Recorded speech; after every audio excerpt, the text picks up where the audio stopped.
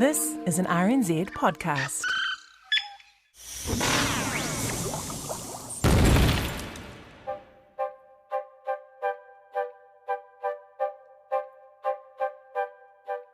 Kia ora, and a very warm welcome to Elemental, a podcast from RNZ, in which we are randomly visiting every element on the periodic table because, we can.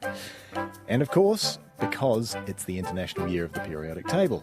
I'm Allan Blackman from the Auckland University of Technology. And I'm Alison Balance.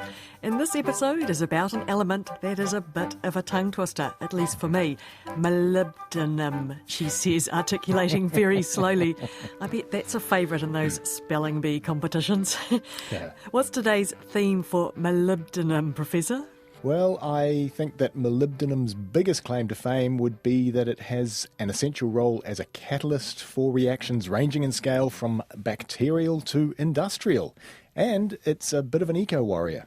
Ooh, cool. Before we get to all of that, though, what is the origin of that slightly tongue-twisting name? Well, all you avid listeners to Elemental will presumably remember episode 43, which was snappily entitled Lead. Well, it was only 6 episodes ago. True. And in that, we sort of made mention of the fact that the Greek word molybdos means lead, in fact. So molybdenum, funnily enough, gets its name from the Greek word for lead. Why is molybdenum named after the Greek for lead? That should go with lead.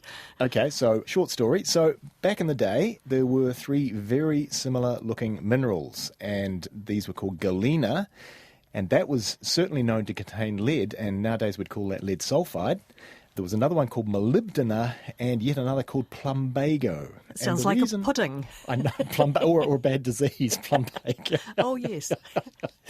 So because they all looked very, very similar, so they were all very dark and they were all very, very soft, and they all had sort of a metallic luster. So the reasoning was that because galena was known to contain lead, then they thought that both molybdena and plumbago probably all contained lead as well, and hence the reason why molybdenum comes from the Greek for lead. What happened in the interim was it was found out that molybdena, in fact, was molybdenum sulfide, MOS2, and the final one, plumbago, was graphite, and funnily enough, that is why the lead in your pencil is called lead, which I find very interesting.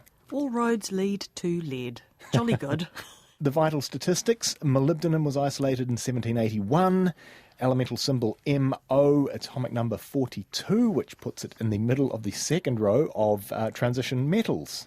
And because it's a transition metal, ergo it's a metal, and it's a very, very high melting metal. In fact, the 6th highest melting metal of all of the elements, around about 2,600 degrees Celsius. You've got to heat that to get it to melt. And because of that, it's rarely made as, or rarely cast, I guess, as the metal. And generally you get it as a powder, and then you can compress that powder at very, very high pressures. A number of interesting facts about molybdenum, but possibly the most interesting one is that it is an essential element that I probably wager many of the listeners haven't even heard of, and it's the only one of the second row transition metals to be an essential element. Just thinking back to our last 2 episodes, it's interesting how many elements whose names start with M play a vital role in enzymes. Who knew? You've got your manganese and you've got your magnesium. Indeed. Et cetera. Yes. So more to this essential element thing.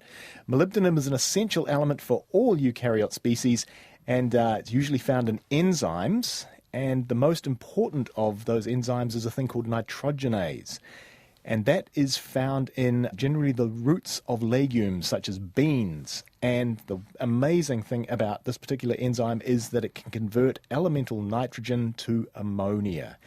And as we will talk about in the nitrogen episode, that's an astonishing feat. And this is also the reason why molybdenum compounds are put into fertilizers. And further to this, some people have done an investigation of evolution over many, many, many millennia. So there was a study in 2008 that reckoned that we probably had around about a 2 billion year delay in animal evolution on Earth. This ranged from sort of 2.5 billion years ago to 500 million years ago. And what they showed was that the oceans over that time were very probably depleted in molybdenum. And that would have meant that the eukaryotes, the organisms that can't fix nitrogen, like ourselves and plants, for instance, would have been adversely affected in that time. And also, there is a relationship between the amount of oxygen and the amount of molybdenum.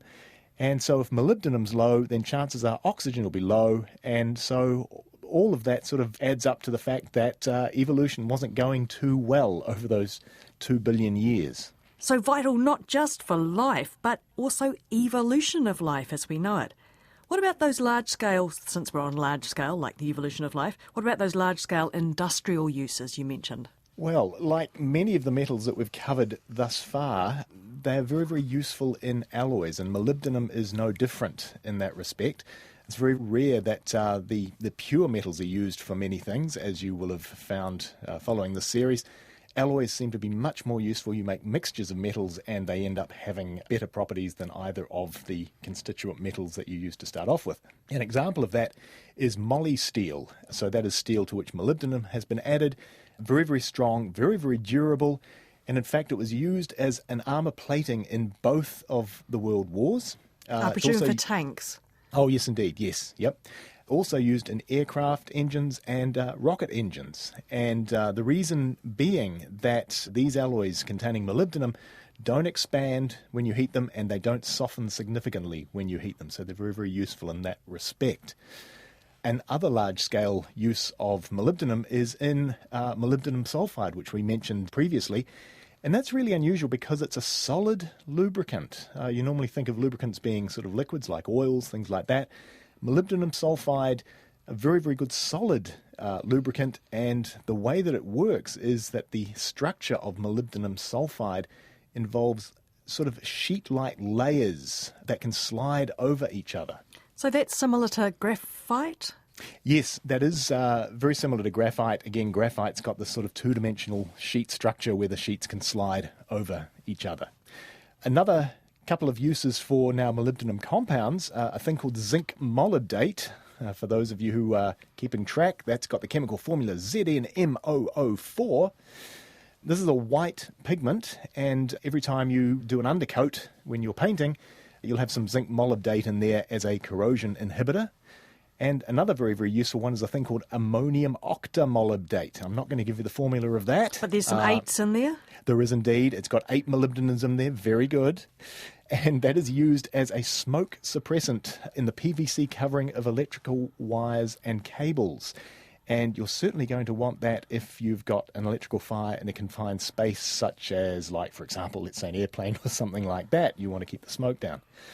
We also said at the start that it is a little bit of an eco-warrior.